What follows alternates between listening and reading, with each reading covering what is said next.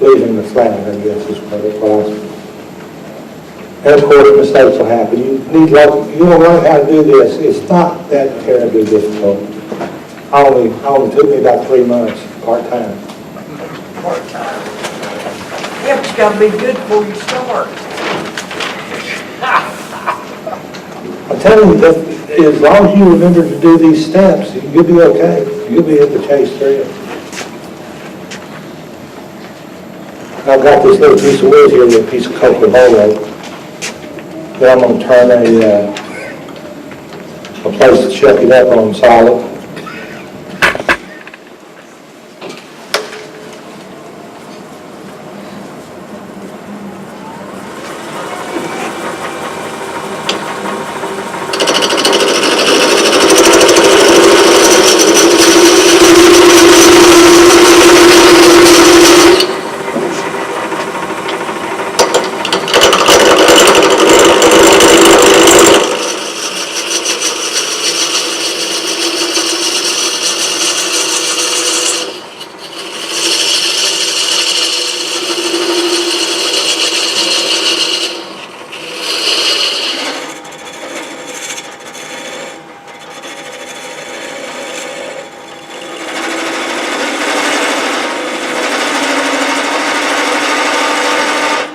You want to turn this relief cut to about the size of the bottom of the threads. It doesn't want to be very small, just so that when the thread taster runs into it, there's air.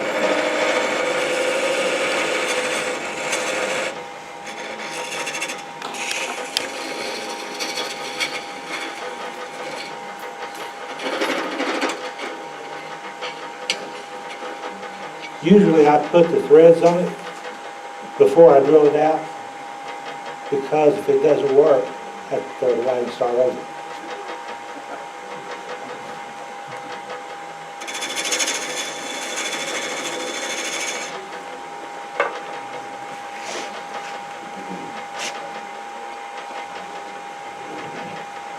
If you order the kit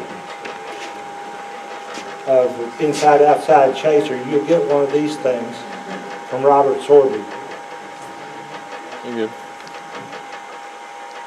And you could do the inside of your, I never use this. If somebody wants to buy it, it's for sale. I had to dig it out of the bottom of the tool bin.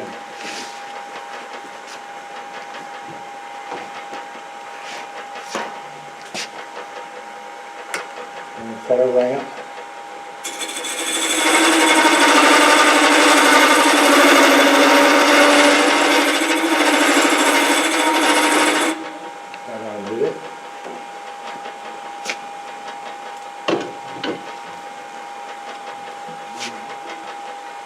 I'm going to slow it down to threading speed here.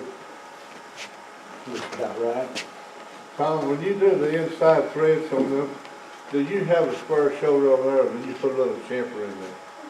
When you first start your threads there on the inside? You're talking about right here, this little chamfer? Yeah, on the inside threads.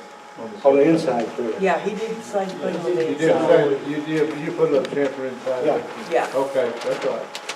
You have to have that ramp Yeah, to run up on before you can thread.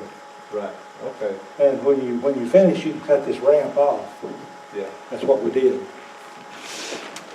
thanks. Now, I'm going to lower that rest a little bit. I'm turning just slightly under the center.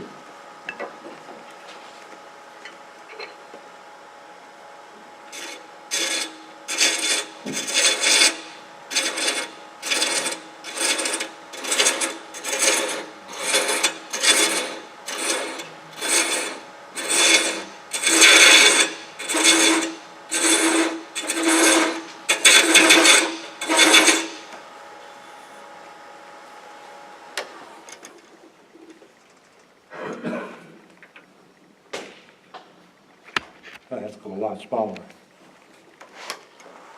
That's what that device does. It lets you get down to the right size.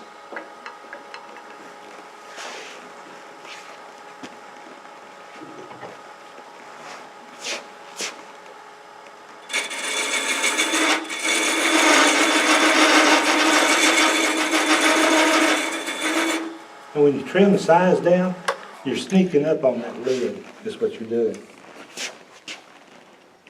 Because it's a lot easier to sneak up on the size of the lid on the outside threads.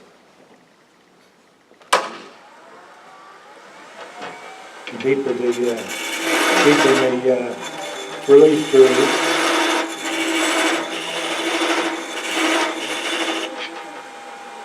slow it down a little bit.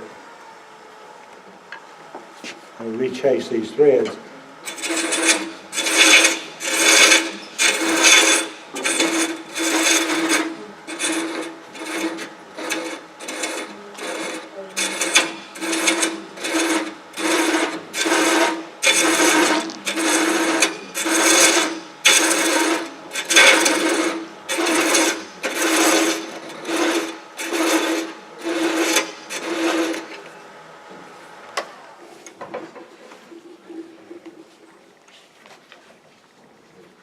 Still just a little big.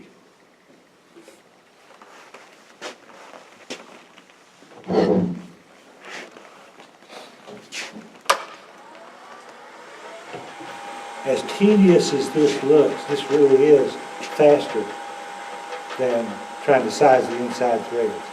Invariably, you get off a parallel.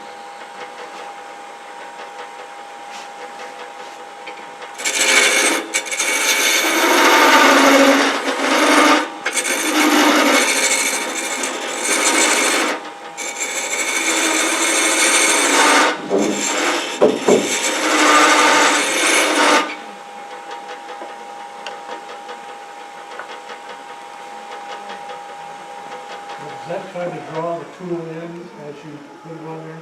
Yes, it does. Once you have the groove established, all you have to do is get the lead tooth in, and it's going to follow right along.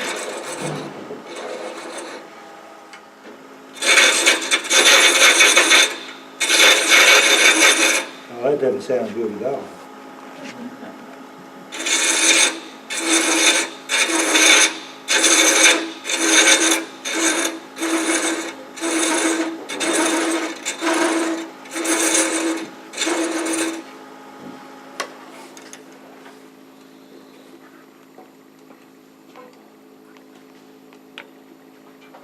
Almost.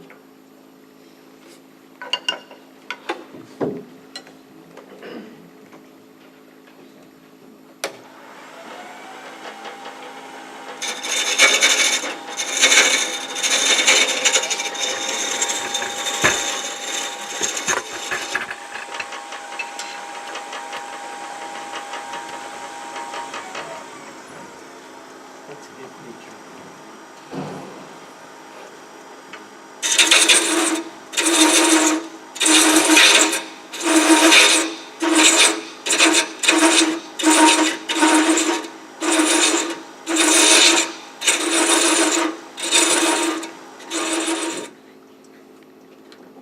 Okay, just caught the edge of the thread. And of course, you'll go on down, you'll size it and everything going down.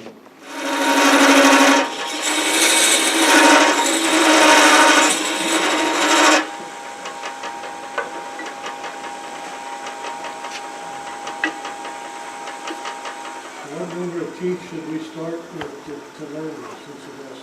Do you have a speed indicator on your machine? Does anybody have a speed indicator where it shows the RPM?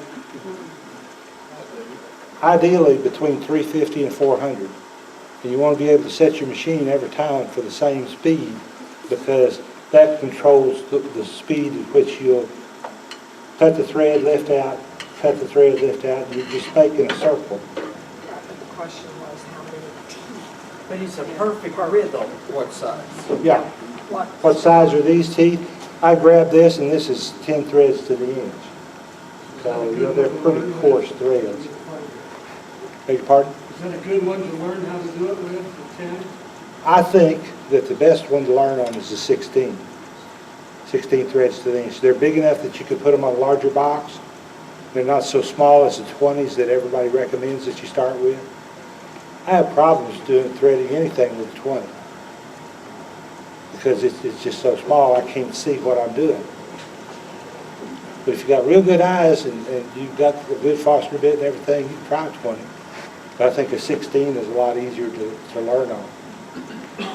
These were on the lathe bed, I just grabbed them, put them in the bag. If I'd been a little more conscientious, I would have gone to the toolbox and gotten my 16s, because they'll do much better on a box like this.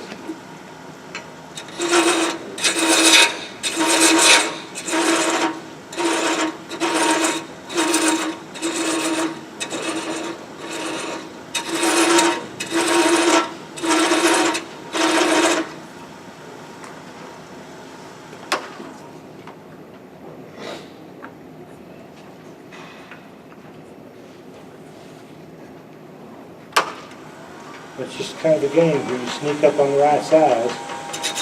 And when you get close, don't take off much of the thread, because you can take off real easy, but it's hard to put them back on.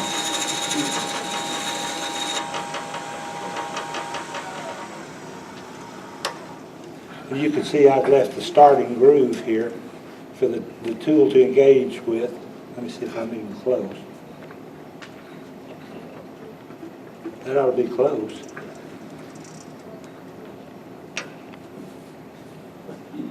Tom, whenever you're making your threads, are you making the threads the full depth of the tool that you're using? Well, these are, but I don't recommend it, because the tops are easy to tear off. If you're going to thread like box elder or hard maple or walnut or mesquite, you really want to watch that, because if you get it down to a sharp point on the top of the thread, it'll break off. Another thing you can do is, if you've got wood that's a little flaky, you just put thin super glue all over it. Let it dry and then turn through that. Then put some more super glue on it, turn through it until you get the right size.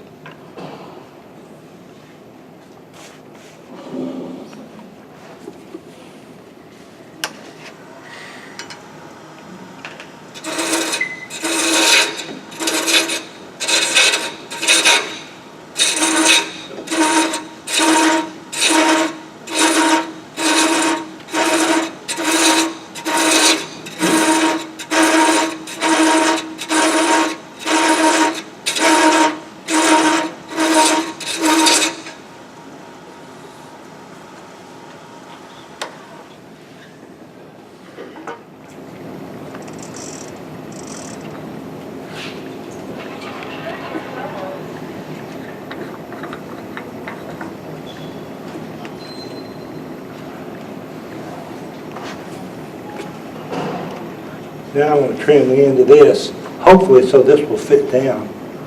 I've got a pretty wide relief groove and a pretty shallow cap.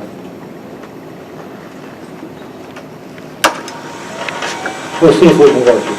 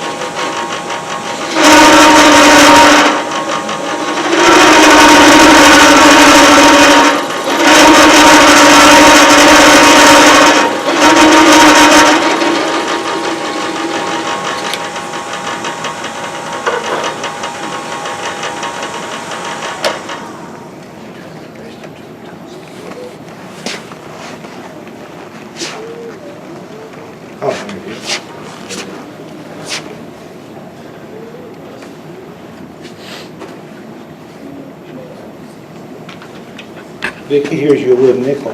Oh, boy.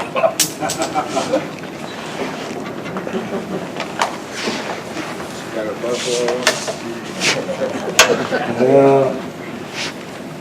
I ain't that good, but a running buffalo on the end cut.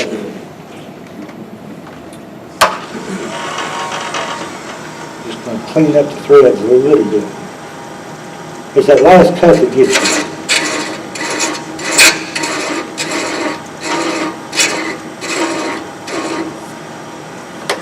Now let's see if it'll still screw on there. So you can see the threads on that edge.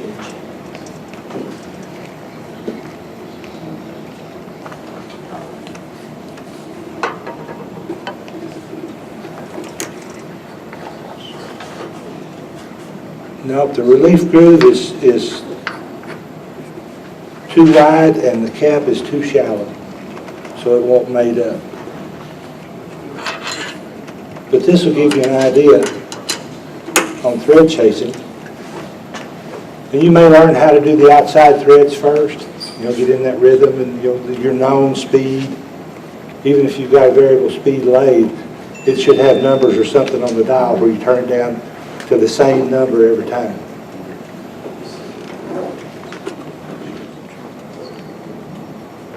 Big old honking coarse threads for a little bitty box, isn't it?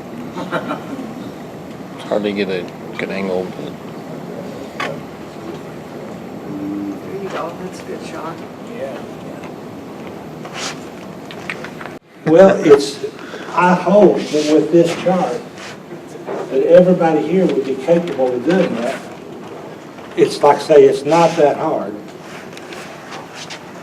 You just have to practice at it.